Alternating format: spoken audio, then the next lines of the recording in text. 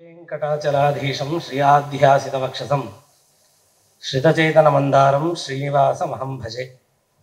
यस्य निश्वसितं वेद यो वेदेभ्योऽखिलं जगत् निर्ममे तमहं वन्दे विद्यातीर्थमहेश्वरम्।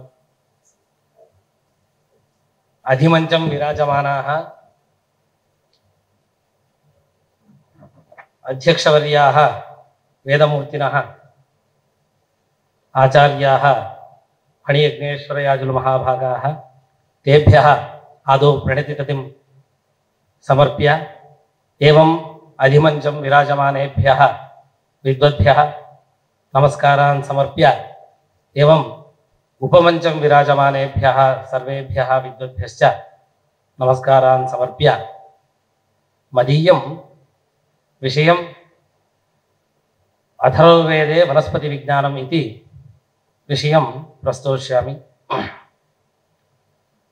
वेदाः अनन्ताः नित्याः अपौरुषेयाश्च ब्रह्मणः निश्वासात् निर्गतानां वेदानाम् अनन्तरूपेण वर्तमानत्वात् अल्पायुषाम् अल्पमेधोयुक्तानाम् एकराशित्वेन वर्तमानस्य कृत्स्नस्य वेदस्य अध्ययनम् अशक्यमिति धिया भगवता बादरायणेन चतुर्धा ऋग्यजुस्सामाथर्वणरूपेण विभागः कृतः। वेदस्य वैशिष्ट्यं मध्वाचार्यैः एवम् उच्यते, अदुःखमितरत्सर्वं जीवा एव तु दुःखिनः तेषां दुःखप्रहरणाय श्रुतिरेषा प्रवर्तते इति। जगति विद्यमानेषु सर्वेष्वपि वस्तुषु प्रधानत्रयं भवति चेतनः, अचेतनः, परमचेतनश्चेति। तत्र मनुष्यादयः जीवाः चेतनाः, पर्वतवृक्षादयः जडाः अचेतनाः, परमात्मा परमचेतनः इत्युच्यते। तेषु मध्ये दुःखं कस्य भवति इति चेत् आद्यः परमचेतनः परमात्मा, सः सुखस्वरूपी आनन्दमयश्च, अतः तस्य दुःखमेव न भवति। जडाः पर्वताद्याः तेषां तु सुखमपि नास्ति दुःखमपि नास्ति। शिष्टाः चेतनाः मनुष्यादयः तेषां दुःखम् अवश्यं भवति। तादृशदुःखस्य कारणं किं, तस्य परिहारः कथं भवति इत्यस्य बोधनायैव प्रवृत्तः अपौरुषेयः वेदः। अत एव उच्यते श्रीमत्सायणाचार्यैः इष्टप्राप्त्यनिष्टपरिहारयोः अलौकिकम् उपायं यः ग्रन्थः वेदयति सः वेदः इति। स्मर्यते च प्रत्यक्षेणानुविद्या वा यस्तूपायो न बुध्यते एनं विदन्ति वेदेन तस्माद् वेदस्य वेदता। अनेन उपायरूपेण श्रौतेन स्मार्तेन वा कर्मणा चित्तशुद्धिः भवति। तया चित्तशुद्ध्या ब्रह्मज्ञानं प्राप्तुं शक्यते। तेन ज्ञानेन दुःखनिवृत्तिः तथा शाश्वत सुखरूप मोक्षप्राप्तिश्च भविष्यति। अत एव मध्वाचार्यैः उच्यते, शुभेन कर्मणा स्वर्गं निरयञ्च विकर्मणा मिथ्या ज्ञानेन च तमो ज्ञानेनैव परं पदम् इति। किन्तु तादृशकर्मानुष्ठानाय शरीरदार्ढ्यम् आरोग्यञ्च अत्यावश्यकं भवति। रोगग्रस्तः पुरुषः कर्म अनुष्ठातुं न प्रभवति। अत एव उच्यते कुमारसम्भवे शरीरवाद्यं खलु धर्मसाधनम् इति। सर्वज्ञानमयो हि सः इति स्मृतिकारैः उत्तरीत्या चतुर्थे अथर्ववेदे विविधरोगनिवारणोपायाः आम्नाताः। पूर्वजन्मकृतं पापं व्याधिरूपेण पीड्यते इत्युक्तरीत्या पूर्वजन्मकृतपापवशात् रोगग्रस्ताः भवन्ति सर्वे। तेषां निवारणोपायाः आयुर्वेदसम्बद्धचरकसंहितादिषु निरूपिताः। एवम् अथर्ववेदेपि पापवशादागतानां रोगाणां चिकित्साः निरूपिताः। तासु चिकित्सासु वनस्पतीनां विनियोगः विशेषेण दरीदृश्यते। आयुर्वेदे अथर्ववेदे च वनस्पतीनां विनियोगः विविधरूपेण दरीदृश्यते। यथा वृक्षमूलस्य वृक्षकाष्ठस्य च गन्धलेपनं, वृक्षपत्रस्य भस्मलेपनं तथा भस्माशनम् इत्यादिरूपेण। किन्तु विशेषतया अथर्ववेदे विविधरोगोपशमनाय पलाश अश्वत्थादि वृक्षनिर्मितं मणिं तस्य धारणं मणेः धारणम् इत्यादि विशेषाः एवं तेषां वृक्षाणां समिद्भिः अग्नौ होमः इत्यादि विनियोगः निरूपितः।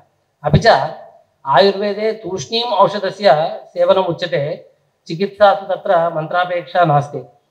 किन्तु सायणाचार्यैः उक्तरीत्या अथर्ववेदे सर्वामयनिवारणाय उपदिष्टाः चिकित्सोपायाः अलौकिकाः भवन्ति। यथा तत्तदामयनिवारकमन्त्रैः आज्यहोमः, होमकाले वृक्षनिर्मित औषधस्योपरि सम्पातग्रहणं, तथा औषधस्य मणेर्वा अभिमन्त्रणम्, अन्ते समन्त्रकं धारणं प्राशनम् इत्यादि यथा साध्यम्। एवं क्रमः तत्र दरीदृश्यते। एवं रूपेण सर्वाः चिकित्साः समन्त्रकाः भवन्ति, अपि च सर्वाण्यपि औषधानि अभिमन्त्रितानि भवन्ति। मन्त्राणां रोगनिरोधकत्वम् अथर्ववेदे सर्पविषभैषज्यप्रकरणे यद्ब्रह्मभिः इति मन्त्रे निरूपितं। यत् तत्र मन्त्रः एवं भवति, यद्ब्रह्मभिर्यदृषीभिर्यद्देवैर्वीदितं पुरा यद्भूतं भव्यामासन्वत्तेनाते वारये विषम् इति।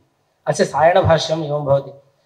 यद्भैषज्यं ब्रह्मभिः मन्त्रैः साध्यं, यच्च ऋषिभिः अतीन्द्रियार्थदर्शिभिः अगस्त्यवसिष्ठादिभिः परिज्ञातं, यच्च भैषज्यं पुरा देवैः इन्द्रादिभिः विदितं, भूतकालावच्छिन्नं भविष्यत्कालावच्छिन्नं आस्ययुक्तं, तेन उच्चार्यमाण मंत्रसहितं भैषज्यम् इत्यर्थः।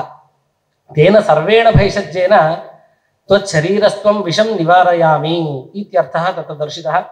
अनेन ज्ञायते केषाञ्चन रोगाणाम् उपशमनं मन्त्रोच्चारणयुक्तेन भैषज्येनैव सिद्ध्यति इति। इदानीन्तनकालेपि बहुत्र सिद्धमन्त्राः ब्राह्मणाः वृश्चिकसर्पादिदंशनेन शरीरे प्रविष्टं विषं मन्त्रशक्त्या निवारयन्ति। एवं ऋग्वेदगत रात्रिसूक्तपठनेन सर्पादि निवृत्तिः भवति इति श्रूयते ऋग्वेदपरिशिष्टे। यथा न चोरभयं न च सर्पभयं न च व्याघ्रभयं न च मृत्युभयं, यस्यापमृत्युर्न च मृत्युः सर्वं लभते सर्वं जयते इति। अपि च सन्ध्यावनादूर्ध्वं परब्रह्मोपस्थानार्थं भूः प्रपद्ये इति मंत्र पठनमात्रेण अपमृत्युः न भवति इति उच्यते तैत्तिरीयारण्यके। नाध्वनि प्रमीयते नाग्नौ प्रमीयते इत्यादिभिः।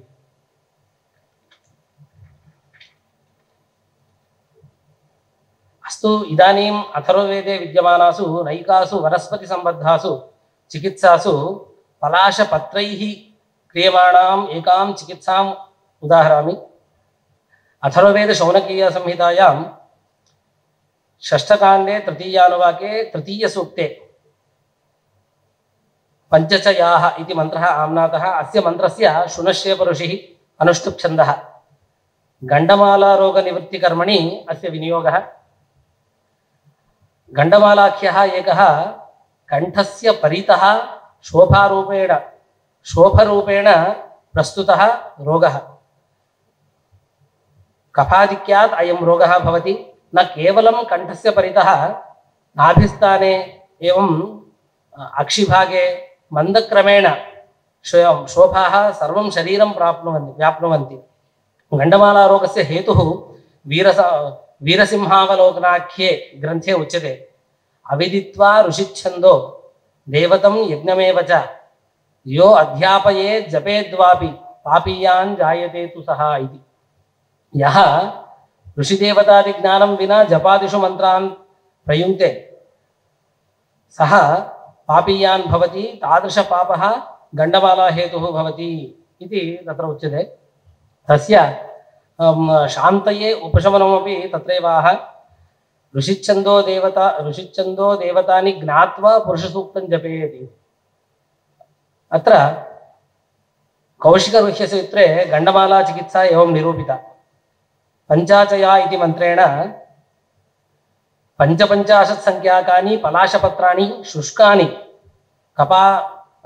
पलाशकाष्ठेन प्रज्वाल्य तत्र पलाशपत्ररसं पक्त्वा रोगग्रस्तप्रदेशं पलाशकाष्ठेन लेपयेत् इति। तत्र मन्त्रपाठः एवं भवति। पञ्चाचयाः पञ्चाशच्च संयन्ति मन्या अभि इतस्ताः सर्वाः नश्यन्तु वाकापि चितामिव इति। अस्य सायणभाष्यमेवं भवति पञ्चच पञ्चाशच्च पञ्चाधिकपञ्चाशत्सङ्ख्याकाः याः गण्डमालाः मन्याः गलस्य ऊर्ध्वभागे स्थिताः अभिसंयन्ति सर्वतः व्याप्नुवन्ति इतः अस्मात् प्रयोगात् ताः तत्सङ्ख्याकाः सर्वाः गण्डमालाः नश्यन्तु विनष्टा भवन्तु इति। एवम् अथर्ववेदे गण्डमालारोगनिवारणाय पलाशपत्राणां विनियोगः दर्शितः। अपि च अथर्ववेदे तत्र तत्र पलाशवृक्षस्य गुणाः वर्णिताः। यथा पलाशवृक्षः औषधीनां सारभूतः एवं बलप्रदः आरोग्यप्रदः दीर्घायुप्रदः एवं वीर्यवर्धकः वातहरः कपहरश्च इति। धन्वन्तरिनिघण्टौ पलाशवृक्षगुणाः एवं वर्णिताः। किंशुक कटुतिक्तोष्णाः प्लीहश्लेष्म समीरजित् ग्रहणी गुल्मशूल्मग्नो रजोदोषनिवारणः इति। मूलिकावैद्यप्रकाशिका इत्याख्ये ग्रन्थेपि पलाशवृक्षस्य एते गुणाः दर्शिताः। एवमेव अथर्ववेदस्य तृतीयकाण्डे अश्वत्थवृक्षस्य नैके गुणाः निरूपिताः। अष्टमकाण्डे खदिरवृक्षस्य गुणाः निरूपिताः। षष्ठकाण्डे शमीवृक्षस्य गुणाः प्रपञ्चिताः। एवम् एतेषां वनस्पतीनां विनियोगः आयुर्वेदेपि क्रियते, किन्तु अथर्ववेदे वनस्पतीनां विनियोगः समन्त्रकः भवति। अत एव अस्य क्षिप्ररोगनिरोधकत्वं भवति अथर्ववेदे चिकित्सायाः। एवं वनस्पतिनिर्मितमणिधारणादिकम् इत्यादिकम् अत्र विशेषेण निर्दिष्टाः अथर्ववेदे इत्युक्त्वा अमुम् अवकाशं दत्तवद्भ्यः नमस्कारान् समर्प्य विरम्यते।